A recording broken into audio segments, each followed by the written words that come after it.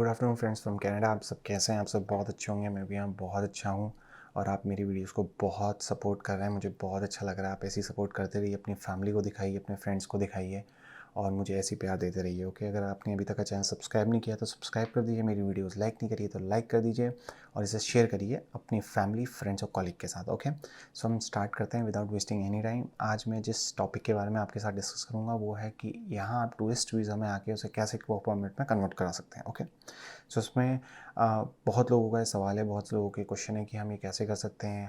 आप हमें बताइए, हमें गाइडलाइन बताइए इसकी क्या क्या है और हमें गाइड भी करिए। ओके, तो मैं आपको बताऊंगा, डोंट वरी।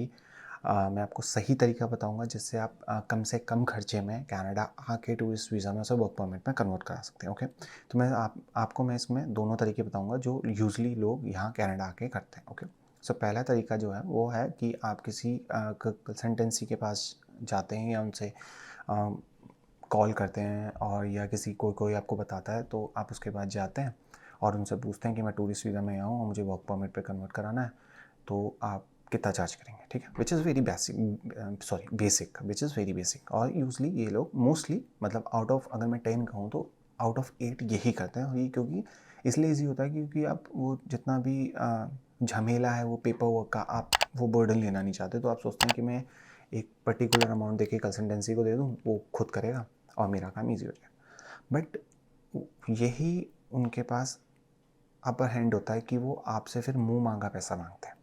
मुंह मांगा कैसे मांगते हैं? जैसे मैंने एक कंसल्टेंसी को कॉल किया, by the way, if in case मैंने फ्रेंड के लिए मैंने किया, इफ़ इन केस मैंने उससे पूछा कि मेरा फ्रेंड टूरिस्ट वीज़ा में आने वाला है और उसे वर्क परमिट में उसको अपना टूरिस्ट वीज़ा कन्वर्ट करवाना है। तो उस बंदे ने मुझे लिटरली 25,000 टू 30,000 का ब्रैकेट दिया, मतलब जो कि बहुत ज़्यादा है, मतलब बहुत बहुत ज़्यादा है। मतलब यू कांट इवन इमेजिन कि $25,000 सिर्फ आपके वर्क परमिट के लिए। इससे ज़्यादा चीप है अगर आप इंडिया से करा के आते हैं तो, है ना। मैं लिटरली बता रहा हूँ कि अगर आप इंडिया से करा के आते हैं तो बहुत ज़्यादा चीप है। पर इंडिया में आपसे कराने का बस एक ही ड्रॉबैक है कि आपको कुछ पता नहीं होता है कि आप किस एम्प्लॉयर के अंडर काम करेंगे और किस जगह पे है और XYZ। ओके, वो अलग बात है। मैं सिर्फ आपको एक एग्जांपल कोट कर, तो उसके बाद आप ये मत करिए सिर्फ कि सिर्फ एक कंसल्टेंट को आपने हायर किया और उसने अपना प्राइस बताया और आपने वो पे कर दिया। तो प्लीज़ डोंट डू दैट, ये तो बिल्कुल मत करिएगा।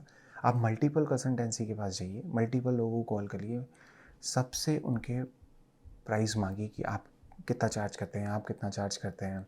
ओके, जैसे कोई ABC कंपनी 25,000 चार्ज कर रही है और BCA कोई कंपनी 15,000 चार्ज करी, तो ऐसा सबसे पूछिए जो आपके बजट में बैठेगा, उसके साथ आप रहिए। बट एक चीज़ प्लीज़ चेक कर लीजिएगा, which is a pro tip, कि जो भी कंसल्टेंट आप हायर करें वो IRCC रजिस्टर्ड हो। ओके, वो कोई फेक नहीं होना चाहिए, क्योंकि अगर आप कल के दिन 5,000 पैसे उसे, $5,000 अगर उसे आप दे देते हैं अप फ्रंट पे जाके, अप फ्रंट फीस होती है वो दे देते हैं, अगर वो आपको लेके भाग गया तो वो बहुत गलत और बहुत बुरा होगा, क्योंकि वो आपकी बहुत मेहनत की कमाई है। तो प्लीज़ IRCC में वो रजिस्टर्ड है या नहीं है चेक करिएगा उसको। ठीक है, उसके बाद कनेडियन कंसल्टेंसी का लाइसेंस है नहीं, ये सारी चीज़ें आप उससे मांग लीजिएगा और तभी पैसा दीजिएगा। ओके, अगर आप कंसल्टेंसी के थ्रू कर रहे हैं तो, जिसको मैं सपोर्ट नहीं करता, मैं लिटरली बता रहा हूँ, क्योंकि मेरे लिए 20-25 हज़ार रुपये देना, वो भी सिर्फ वर्क परमिट के लिए, मैं नहीं कर सकता। लिटरली मैं तो नहीं कर सकता। सो आप करना चाहते हैं आप करिए, इट्स योर कॉल। आपके पास पैसा है, आप खर्च करना चाहते हैं आप कर सकते हैं। ये इजी तरीका है, वो सब कर करा के आपको दे देगा और उसके बाद आपका वर्क परमिट जब जैसे आपका LMI अप्रूव्ड होगा वो आपको वर्क परमिट आपका दे देगा। ठीक है, यह है बहुत सबसे ईजी वे, इसमें आपको कुछ करने की ज़रूरत नहीं है। ओके, अब ये सेकंड तरीका जो वो लोग करते हैं जो कम पैसा देना चाहते हैं और जो भी सही भी है और अच्छी जॉब उसमें आपको मिल जाती है। अब वो तरीका क्या है, दूसरा वाला जो मैंने अपने फ्रेंड के लिए भी किया था, मतलब जब मैं यहाँ आया था तो मेरे नए नए फ्रेंड बने थे तो हमने उनके लिए भी करा। मतलब उसमें थोड़ा R&D करनी पड़ती है काफ़ी, और आपको 10 लोगों से बात करनी पड़ती है, 10 लोगों से पूछना पड़ता है, तब आपके लिए वो ईजी भी पड़ता है। ठीक है, वो है जो हमने किया था। उसके लिए पहले आप अपने कंप्यूटर में चलिए, वहाँ पे गूगल खोलिए। चलिए मैं आपको स्क्रीन में दिखा देता हूँ। ठीक है, okay, just give me a second. को गूगल खोलना है और उसमें आपको सबसे पहले लिखना है कि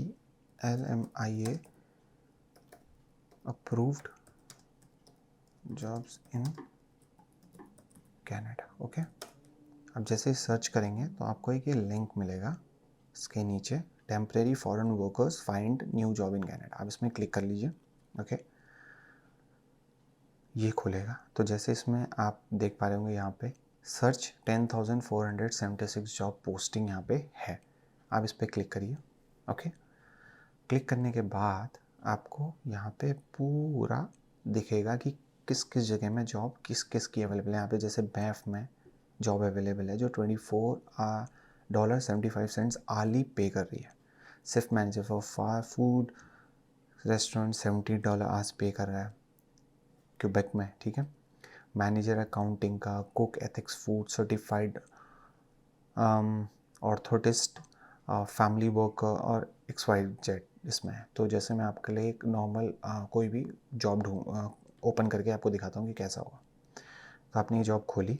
ओके, उसमें यहाँ पे लिखेगा कि 17 आवर्स मिलेगा, 40 आवर्स पर वीक मिलेंगे, $17 आपको मिलेगा। ठीक है, 4 वैकेंसी अवेलेबल है यहाँ पे देखिए। ठीक है, वेरीफाइड जॉब है ये आपके लिए। ठीक है, पर इसमें नीचे जाके प्लीज़ ये पढ़ लीजिएगा who can apply to this job, ये बहुत इंपॉर्टेंट है। ओके, जैसे यहाँ पे लिखा you are a citizen Canadian, a permanent और a temporary resident of Canada, या फिर you have a valid Canadian work permit, या पहले से यहाँ काम कर रहे हैं उसके बाद आप जॉब स्विच करना चाहते हैं तो ये उनके लिए है। You have a valid Canadian work permit, like मेरे पास वर्क परमिट है, अगर मैं चाहूँ तो ये जॉब कर सकता हूँ।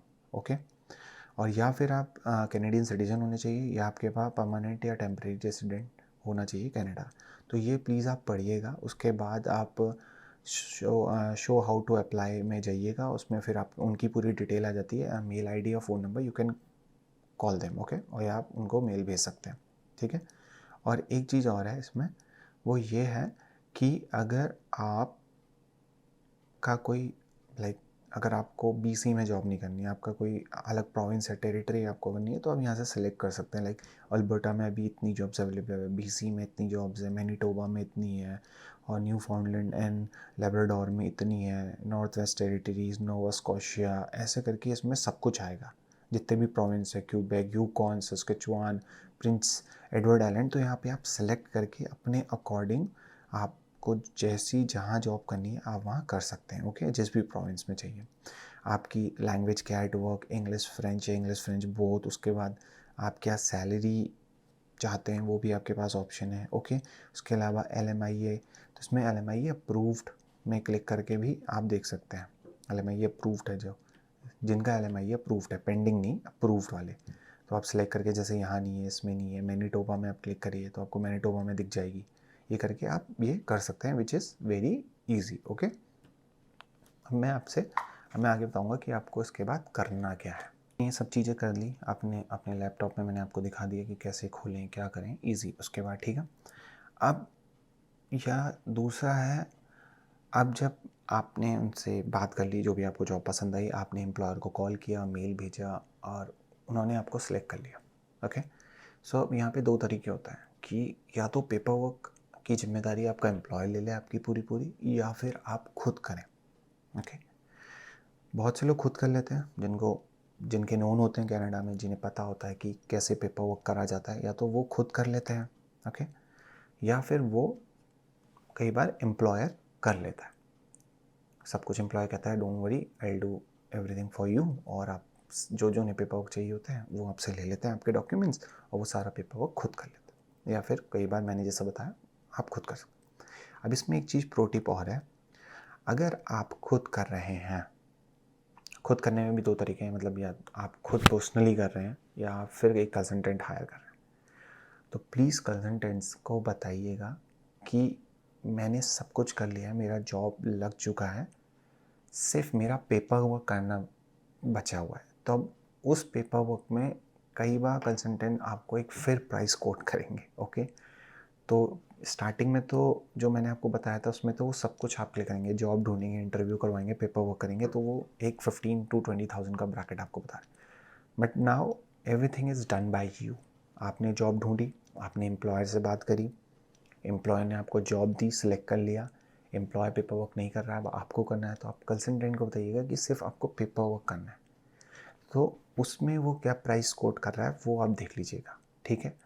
हमारे टाइम में जब मैंने बताया था स्टार्टिंग में अपने फ्रेंड के लिए किया था, तो उसने कुछ 5000 to 7000 का ब्रैकेट हमें दिया था, and which is like minimal, इतना होता है। लाइक 5000 अगर डॉलर करेंगे तो 3 लाख के आसपास, जो कि सस्ता है, बहुत सस्ता है। अब आप चाहे आप $7000 भी ले लें तो 4,20,000 4,30,000 के आसपास, जो कि चीप है, आप करवा सकते हैं अगर आप कंसल्टेंट इतना आपको चार्ज कर रहा है तो, बिकॉज सब कुछ आपने किया है ना, तो इतना पेपर वर्क के लिए फ़ाइन है।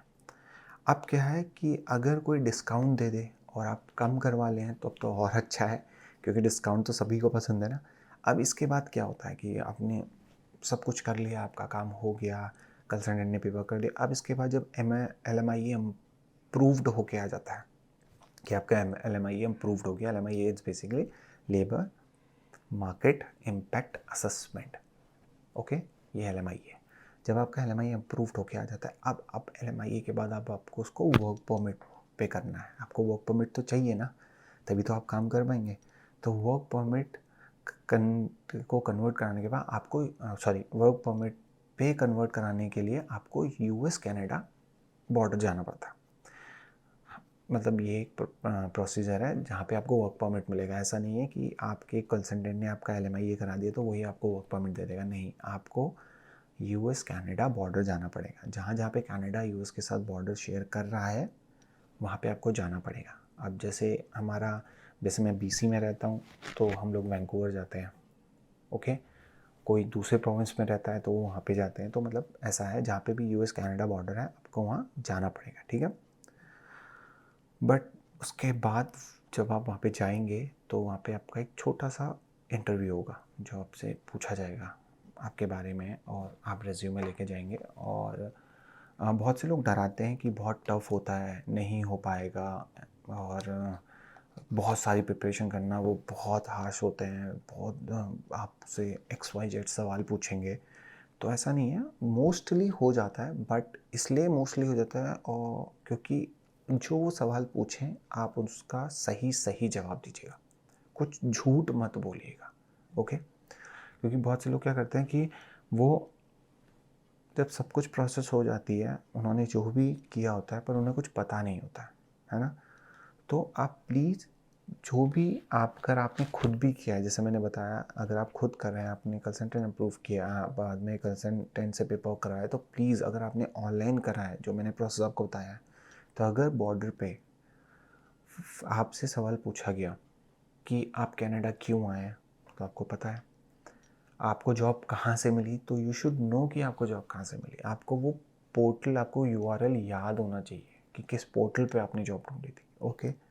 और आप किस में काम कर रहे हैं, मतलब आप सेलेक्ट हुए हैं, किस जॉब के लिए आप सेलेक्ट हुए हैं वो बताइए। इससे पहले आप कर रहे थे तो प्लीज़, एक डिस्क्लेमर है, ये मत बोलिएगा वहाँ पे कि अभी तक का तो मैं कैश पे जॉब कर रहा था, अब वर्क परमिट मिल जाएगा तो मैं परमानेंट हो जाऊँगा। तो ये मत करिएगा, ये इलीगल है, ओके।